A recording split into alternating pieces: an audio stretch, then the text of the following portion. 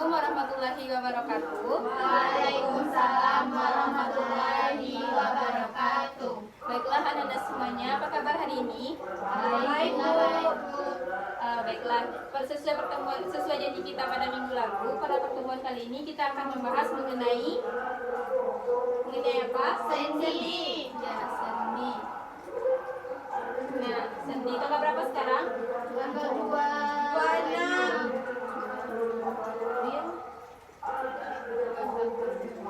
Sinta Lili ulang tahun. Sekarang bulan puasa. Nah, baiklah. Kita masuk yaitu mengenai sendi. Nah, tujuan pembelajaran dari sendi ini adalah untuk mengetahui jenis-jenis sendi yang ada pada sistem rangka manusia, yaitu rangka kita. Nah, pada pertemuan sendi ini kita akan membahas yang pertama yaitu pengertian sendi.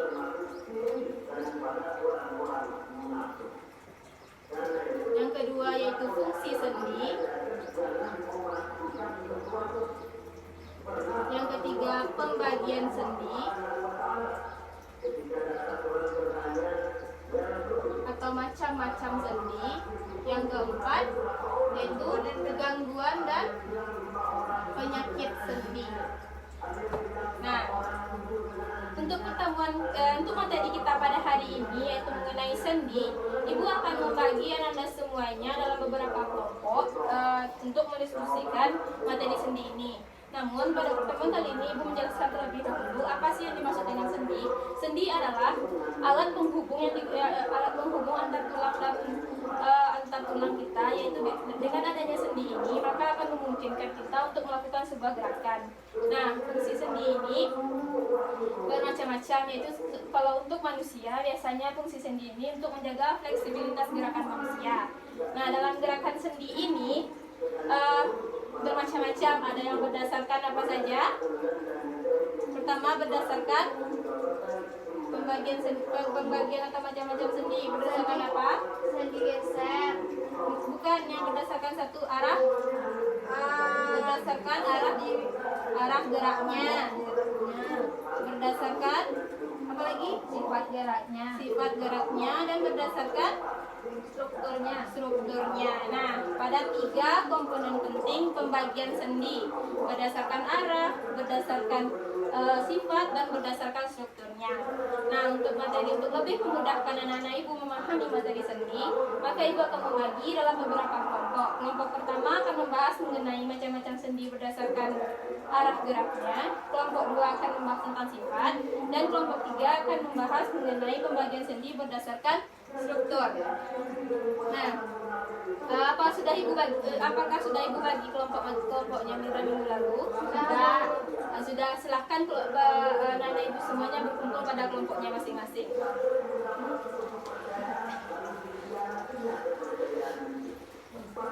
Nah, baiklah, Ibu akan membagikan materi kita tentang sendi untuk didiskusikan. Nanti jika ada yang diragukan silahkan tanyakan.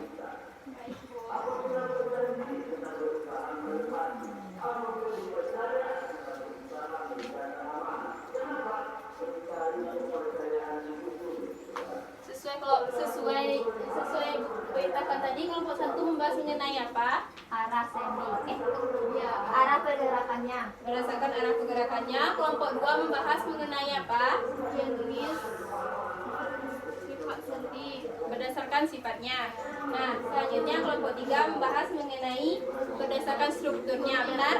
Nah, silahkan berdiskusi di kelompok masing-masing selama 15 menit. Nanti perwakilan kelompok silahkan maju ke depan.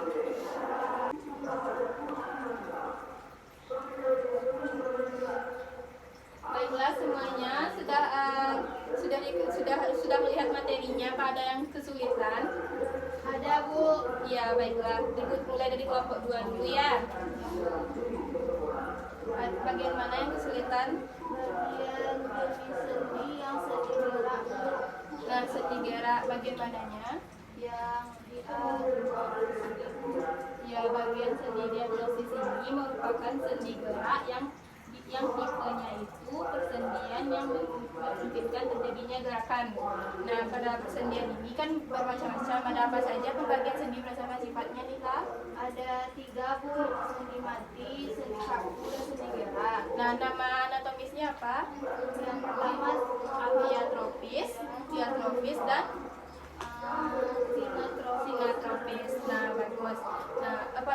yang dikenalan Nila? Tidak ada, Bu. Baiklah, lanjutkan ya dengan kelompoknya. Selanjutnya ada kelompok lain yang ingin menanyakan? Enggak, Bu. Udah jelas, Bu. Nah, baiklah. Waktunya juga sudah 15 menit. Maka dari ibu semuanya, ibu minta mulai dari kelompok 1 saja berurutan. Nah, kelompok 1 yaitu berdasarkan arahnya tadi ya. Silahkan perwakilan kelompok 1. Ya, silahkan. Baiklah, di sini saya akan menjelaskan tentang jenis sendi berdasarkan arah pergerakannya, yaitu terbagi atas 8. Yang pertama, sendi engsel. Sendi engsel adalah jenis sendi yang memungkinkan terjadinya satu arah pergerakan saja. Umumnya hanya dapat ditekukan atau diluruskan. Contoh, letak sendi engsel dapat ditemukan pada tulang, lutut, dan siku. Yang kedua, sendi pelana. Sendi pelana adalah jenis sendi yang memungkinkan terjadinya dua arah gerakan. Contoh sendi pelana dapat ditemukan pada ruas telapak tangan. Yang ketiga, sendi peluru. Sendi peluru adalah jenis sendi yang memungkinkan terjadinya pergerakan ke segala arah. Contoh letak sendi peluru bisa ditemukan pada tulang paha dan bahu. Selanjutnya, sendi putar. Sendi putar adalah jenis sendi yang memungkinkan terjadinya satu tulang bergerak berputar terhadap tulang lain. Contoh sendi putar dapat ditemukan pada tulang atlas. Selanjutnya, sendi geser. Sendi geser adalah jenis sendi yang memungkinkan satu tulang menggeser ke tulang lain. Contoh sendi geser dapat ditemukan pada persendian antar tulang karpal. Selanjutnya, sendi luncur. Sendi luncur atau sendi artrodial adalah jenis sendi di mana tulang terlibat memiliki permukaan datar atau hanya sedikit melentur. Sendi luncur menggabungkan permukaan datar tulang tersebut. Contoh sendi luncur dapat ditemukan di bagian pergelangan tangan. Selanjutnya, sendi gulung. Sendi gulung adalah jenis sendi yang hanya memungkinkan terjadinya gerakan namun mampu mengitari poros. Contoh sendi gulung bisa ditemukan di antara tulang pengumpil dengan tulang hasta. Yang terakhir, sendi kondiloid. Sendi kondiloid adalah jenis sendi yang bisa digerakkan ke samping dan maju mundur, namun tidak mengitari poros. Contoh sendi kondiloid bisa ditemukan di bagian telapak tangan. Baiklah, sekian hasil materi yang ditemukan di kelompok 1. Assalamualaikum warahmatullahi wabarakatuh. Ya, baik, terima kasih kepada kelompok 1. Aplaus untuk kelompok 1. Nah, Ibu sekarang ingin menanyakan kepada Anda semuanya berdasarkan yang disebutkan oleh Ilet tadi, perwakilan dari kelompok 1. Berapa buah pembagian sendi berdasarkan arahnya? 8. Sebutkan 3 di antaranya. Silakan kelompok 2. Apa? Sendi engsel. Ya, sendi engsel, Sendi pelana. Sendi peluru. dan sendi peluru dan sendi dan seterusnya ya, seperti yang disebutkan oleh kelompok 1 tadi. Nah, apakah Anda semua sudah paham mengenai berdasarkan pembagian sendi berdasarkan arah? Sudah, Bu. Nah, selanjutnya kita masuk pada pembagian sendi berdasarkan sifat.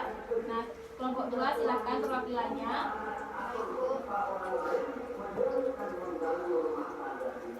Baiklah, saya dari kelompok 2 akan menjelaskan jenis sendi berdasarkan sifat gerakannya. Di sini ada 3 jenis sifat sendi berdasarkan gerakannya. Yang pertama, sendi mati. Sendi mati adalah tipe persendian yang tidak bisa digerakkan. Biasanya tulang pada persendian ini berhubungan oleh selaput jaringan ikat atau tulang rawan hialin. Contohnya, sendi mati dapat ditemukan pada sendi antara tulang tengkorak. Yang kedua yaitu sendi kaku. Sendi kaku ini adalah tipe persendian yang hanya memungkinkan terjadinya sedikit pergerakan. Contohnya yaitu ditemukan pada sendi antara tulang rusuk. Yang kedua yaitu sendi gerak. Sendi gerak ini tipe persendian yang memungkinkan terjadinya gerakan satu arah atau dua arah maupun segala arah. Contohnya yaitu kalau pada satu arah pada tulang lutut, kalau dua arah ruas telapak tangan, kalau ke segala arah sendi bahu. Sekian dari penampil dari kelompok 1. Terima kasih. Baik, aplaus untuk kelompok 2. Nah, selanjutnya yaitu pembagian sendi berdasarkan strukturnya lagi ya. Nanti Ibu jelaskan ketiga-tiganya. Silakan kelompok 3. Assalamualaikum warahmatullahi wabarakatuh. Waalaikumsalam warahmatullahi wabarakatuh. Baiklah, saya perwakilan dari kelompok 3 akan menjelaskan tentang jenis sendi berdasarkan strukturnya. Dilihat dari struktur yang dimilikinya, jenis sendi dibedakan menjadi tiga. Yang pertama, sendi fibrosa. Sendi fibrosa adalah jenis sendi yang tidak memiliki kartilago antara tulang yang satu dengan yang lain, terhubung oleh jaringan ikat fibrosa, sehingga kebanyakan tidak dapat digerakkan. Contoh sendi fibrosa terletak pada sutura tulang tengkorak. Yang kedua, sendi kartilaginosa. Sendi kartilaginosa adalah jenis sendi dengan ujung tulang dihubungkan oleh tulang rawan dan didukung oleh ligamen. Ada dua jenis sendi kartilago, diantaranya sinkondrosis, yakni jenis sendi yang semua bagian persendiannya diselubungi tulang rawan. Contohnya sendi costochondral. Yang kedua, simfisis, yakni jenis sendi yang mempunyai tulang yang terhubung dengan fibrokartilago dan selapis hialin kartilago yang melapisi permukaan sendi. Contohnya terletak pada bagian simfisis pubis. Yang ketiga, sendi sinovial. Sendi sinovial adalah jenis sendi yang mempunyai ruang antar sendi sehingga memungkinkan terjadinya banyak gerakan. Bagian ujung tulangnya dilapisi kartilago hialin yang tipis untuk melindungi dari benturan dan gesekan antar tulang. Contoh sendi sinovial terletak pada lutut. Sekian hasil diskusi kelompok 3. Assalamualaikum warahmatullahi wabarakatuh. Waalaikumsalam warahmatullahi wabarakatuh. Baiklah, setelah Ibu mendengarkan semua hasil diskusi bagian dari kelompok masing-masing, Ibu rasa sudah cukup bagus. Ibu apresiasi untuk kelompok semuanya. Nah, baiklah, untuk penjelasannya lebih ulang supaya kita samakan konsep tentang sendi ini, maka Ibu akan menjelaskan kembali untuk pembagian sendi ini. Nah, pembagian sendi berdasarkan arah ini kan sudah disebutkan oleh kelompok 1 tadi, bahwasanya pembagian sendi berdasarkan arah ini terbagi menjadi 8 macam. Yang pertama yaitu engsel, pelana, peluru, dan sendi lainnya. Nah, dan macam-macam dari sendi ini dia melakukan gerakannya masing-masing, dan misalnya ada yang bergerak satu arah saja, 2 arah, ataupun sendi yang bisa dilakukan gerakannya memutar.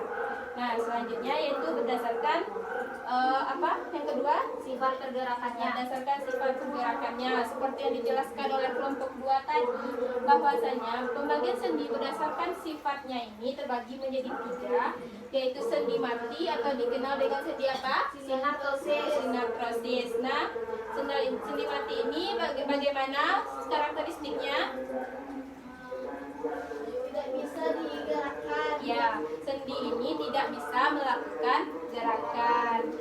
Nah, selanjutnya yaitu ada sendi kaku atau dikenal dengan sendi apa? Ambriotrosis. Nah, sendi ambriotrosis. Nah, sendi ambriotrosis ini bagaimana karakteristiknya?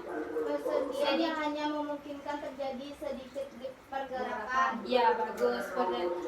Ibu harap semuanya anak-anak semuanya paham, tidak hanya kelompok 2 saja. Karena minggu depan kita akan review 3 materi sebelumnya dan akan melakukan ulangan harian. Nah, ibu harap anak-anak ibu semuanya dapat mendengarkan dengan baik. Nah, selanjutnya yaitu sendi gerak. Nah, sendi gerak itu dikenal dengan diartrosis. Nah, sendi gerak atau diartrosis ini adalah sendi yang memungkinkan terjadinya ke satu arah, dua arah maupun segala arah. Berarti gerakannya itu banyak ya. Beda dengan temannya yang dua ini. Nah, udah paham mengenai dua pembagian sendi ini? Sudah. Nah, selanjut pada pembagian sendi yang terakhir yaitu berdasarkan strukturnya yang seperti disebutkan oleh kelompok 3 tadi, yaitu ada 3 pula, yaitu ada fibrosa, cartilaginosa, dan sinovial. Nah, masing-masing dari sendi ini dia memiliki karakteristiknya masing-masing. Yang fibrosa dia biasanya tidak memiliki cartilago, dan dia itu bisa bergerak atau tidak? Tidak dapat digerakkan. Nah, ya tidak dapat digerakkan. Nah, begitu juga dengan cartilaginosa.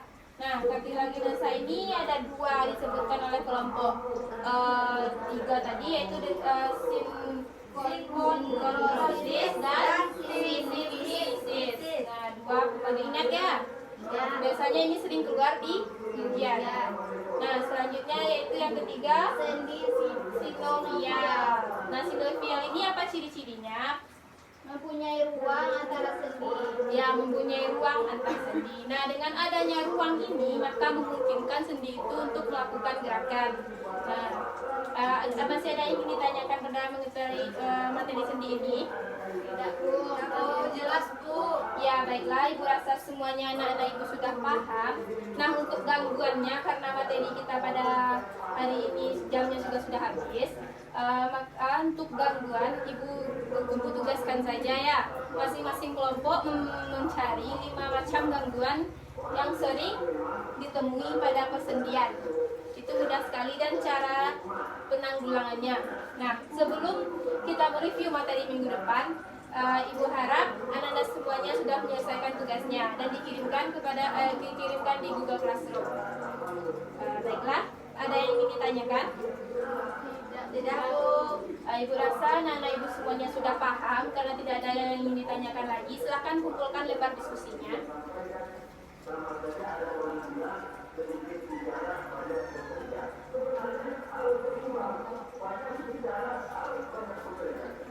Ya, terima kasih kelompok 3. Nah, selanjutnya silahkan duduk seperti biasa kembali sebelum kita mengakhiri materi pembelajaran pada pagi hari ini. Baiklah, apakah anak-anak Ibu semuanya capek? Capek, Bu. Mau istirahat? Iya. Baiklah, kita sudahi pertemuan kita pada pagi hari ini. Bu harap apa yang Ibu berikan pada pagi hari ini bisa bermanfaat untuk kita ke depannya. Nah, baiklah, akhir kata dari Ibu, Assalamualaikum warahmatullahi wabarakatuh. Waalaikumsalam.